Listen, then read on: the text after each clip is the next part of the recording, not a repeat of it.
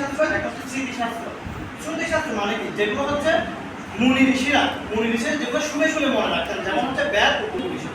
আবার এই উপনিষদটা হচ্ছে বেদের একটা অংশ, এটা আলাদা কোনো বিষয় না। এটা পরবর্তীতে উপনিষদের বেশিরভাগ শ্লোক বা মন্ত্রগুলো বেদ থেকে কিন্তু নেওয়া হয়েছে, ঠিক আছে? বেদকে আমরা চার ভাগে ভাগ করা যায়, এটা আমরা সবাই জানি। ঋগ্বেদ, সামবেদ, যজুর্বেদ, অথর্ববেদ। এখন ঋগ্বেদ, এই চারটা বেদের মধ্যে কিন্তু ঋগ্বেদকে সবচেয়ে পবিত্র বলা হয়, এবং এই ঋগ্বেদ থেকে বেশিরভাগ মন্ত্রগুলো আপনার সামবেদ, যজুর্বেদ এবং অথর্ববেদে নেওয়া হয়েছে। ঋগ্বেদে কি রয়েছে? ঋগ্বেদে যদি আপনি প্রথমের দিকে পড়েন, এখানে দেখবেন দেব দেবীর উপাসনা রয়েছে। এখন তখনকার দিনে কিন্তু দেব দেবীরা, এই যে আমরা মা দুর্গার যেরকম একটা অবয়ব ছিল, এরকম ছিল না। তখন কি বরুণ দেব, ইন্দ্রদেব, অগ্নিদেব, সূর্যদেব, এই যে প্রকৃতির মাধ্যমে দেব দেবতাদের কি করা হতো? পূজা করা হতো, ঠিক আছে? আর এরপর হচ্ছে সামবেদ।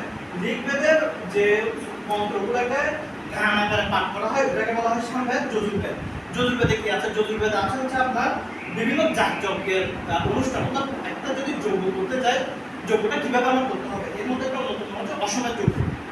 এখানে যজুর্বেদের মধ্যে আপনার বিভিন্ন ধরনের যজ্ঞ কিভাবে পালন করতে হবে, কোন যজ্ঞের ফল মানে কিভাবে পাবে, এটা আপনাদের রামায়ণ মহাভারতে অনেক ধরনের যজ্ঞ দেখবেন।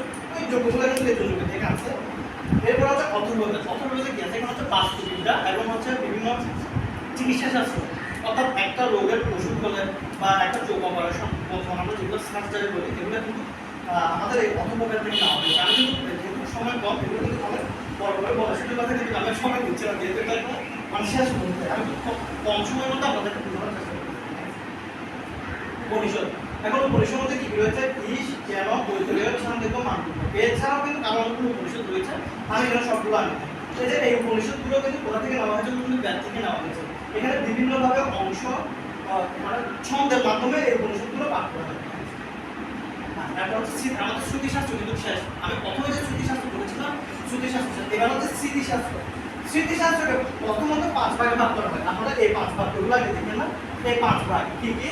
ধর্মশাস্ত্র, মহাকাব্য, পুরাণ, তন্ত্র এবং দর্শন। আমি একটু করে আপনাদের মন আকর্ষণ করার জন্য আমার সাথে সাথে একটু করে বলতে পারবো। বলেন, স্মৃতিশাস্ত্রকে প্রধানত 5 ভাগে ভাগ করা হয়। এসে বলেন, স্মৃতিশাস্ত্রকে প্রধানত 5 ভাগে ভাগ করা হয়। এক হচ্ছে ধর্মশাস্ত্র, দুই হচ্ছে মহাকাব্য, তিন হচ্ছে পুরাণ, চার হচ্ছে মন্ত্র বা অগম, কিন্তু 5 হচ্ছে দর্শন। আচ্ছা, এই 5 ভাগ। এখন ধর্মদর্শন মধ্যে অন্যতম হচ্ছে মনুস্মৃতি। মনুস্মৃতিতে দেখুন, মনুস্মৃতি হচ্ছে এটা একটা সমাজে একটা মনুষ্য জাতি তৈরি করার পর ভগবান ভাববেন এই মনুষ্য জাতিটা সুশৃঙ্খলভাবে চলার জন্য যে যে নিয়ম নীতি, এগুলো কিন্তু মনুস্মৃতিতে দেওয়া হয়েছে। অর্থাৎ একটা মানুষ যখন সুশৃঙ্খলভাবে চলার জন্য, ঠিক আছে? এখন একটা মানুষ তার জীবন দশায় সে কি খাবে, কি খাবে না, কিভাবে সে চলবে, কি কি নিয়ম পালন করবে, কেউ মারা গেলে সে কি করবে, কয়দিন অসুস্থ পালন করবে, কেউ জন্মগ্রহণ করলে কি করবে, আমরা অনেক ধরনের নিয়ম কানুন পালন করি না, এই সবগুলো আপনি মনুস্মৃতিতে পাবেন, ঠিক আছে? এটা হলো ধর্মশাস্ত্র।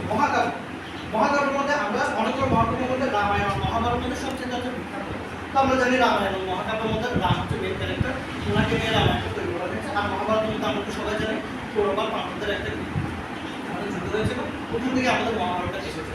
এরপরে পুরাণের মধ্যে কি রয়েছে? শিবপুরাণ, বিষ্ণু পুরাণ, শিবপুরাণে কি রয়েছে? শিবপুরাণে রয়েছে মহাদেবের লীলা রয়েছে, কৈলাস পর্বত সম্পর্কে কথা রয়েছে। এছাড়া পার্বতী, গণেশ এবং হচ্ছে ওই যে কার্তিকের একটা গল্প আছে না, মানে পৃথিবীতে এই ধরনের গল্প রয়েছে। বিষ্ণু পুরাণের মধ্যে কি রয়েছে? সৃষ্টির তথ্য আছে বিষ্ণু পুরাণের মধ্যে। সৃষ্টির তথ্য আছে, এবং ভগবান যে বারবার আমাদের পৃথিবীতে বিভিন্নভাবে রক্ষা করেছে, এই কথাটা বিষ্ণু পুরাণ আছে। ভাগবতে কি আছে? বৈষ্ণবদের মধ্যে কিন্তু ভাগবতটা বেশি পাঠ করা হয়। এই ভাগবতের মধ্যে ভগবান শ্রীকৃষ্ণের বাল্যলীলা, তারপর হচ্ছে বংশবধ, ঠিক আছে, মন্দিরের সাথে লীলা, এইগুলো রয়েছে হচ্ছে ভাগবতের মধ্যে। এরপর আছে তন্ত্র বা অগম, কালিকা তন্ত্র। এই যে আপনারা যদি এই ভারতের দেখেন, ওখানে যারা তন্ত্র সাধনা করে ওনারা কিন্তু আলাদাভাবে মানে শক্তির জন্য বিভিন্ন ধ্যান করে। তাহলে কালিকা তন্ত্রের মধ্যে কিন্তু এই যে ধ্যান পদ্ধতিগুলো রয়েছে, ঠিক আছে? এরপর হচ্ছে দর্শনের মধ্যে কি আছে? দর্শনের মধ্যে আছে হচ্ছে এখানে হচ্ছে ধ্যান, স্মৃতি, সাংখ্য। আচ্ছা, সাংখ্য আছে, দর্শন আছে, ধ্যান আছে। সাংখ্য হচ্ছে কপিল সৃষ্টি করেছিলেন। মানে দর্শন, এটা হচ্ছে দর্শন শাস্ত্র হচ্ছে কি অর্থাৎ দর্শন ইংরেজি বলেছিল, অর্থাৎ ওনার দর্শনটা কি অর্থাৎ ওনার দর্শন একটু দর্শনের বিষয়, আর আমাদের শাস্ত্রের মধ্যে কিন্তু দর্শনের বিষয়গুলো বেশি রয়েছে। এই যে মহাভারতের আমাদের 18টি পর্ব রয়েছে, 18টি পর্ব আমার লাগবে না, আমার মেন পর্ব হচ্ছে এটা সবাই এই ভীষ্ম পর্ব। আমরা কিন্তু সবাই জানি মহাভারতের 18টি পর্ব রয়েছে। আমি তবে একটু বলতে চাচ্ছি, যেহেতু আমাদের সময় কম, আদি পর্ব, সভা পর্ব, এগুলো কিন্তু আলাদা পর্ব না, আমি জীবনের আদি পর্ব, সভা পর্ব, মহা পর্ব, বিরাট পর্ব, উত্তর পর্ব, বিশ্ব পর্ব। এই বিশ্ব পর্বের 25 থেকে 42 হচ্ছে আমাদের ভগবদ্গীতা। আমার যদি সুযোগ থাকে আমি পরবর্তীতে 3 থেকে 4 মিনিটের মধ্যে আমি পুরোটা বুঝতে চেষ্টা করবো। এই মেন হচ্ছে আমাদের বিশ্ব পর্ব। বিশ্ব পর্ব থেকে আমাদের গীতাটা এই ধর্মের পরিস্থিতি বাড়িতে হচ্ছে, এই পরিস্থিতি এটা বোঝা যাও আমাদের এটা বিশ্ব পর্ব। ঠিক আছে, নেক্সট এটা বোঝা যেতে পারছে। এরপর হচ্ছে দোলন পর্ব, কর্ণ পর্ব, সত্য পর্ব, সুন্দর পর্ব, এবং স্থিতি পর্ব, ভারতের শান্তি পর্ব। অনুশাসন পর্ব, অশ্বমেধিক পর্ব, আশ্রমাসিক পর্ব, উৎসব পর্ব, মহাপ্রস্থানিক পর্ব, সরকার মহাপ্রস্থান মানে যখন তারা যুদ্ধ শেষে সবাই যখন ইয়াতে চলে যাচ্ছে, বনবাসে চলে যাচ্ছে, স্বর্গ আলোচনা সবাই যখন স্বর্গের কিছু একটা বিষয় হবে, এই ছিল আমাদের একটা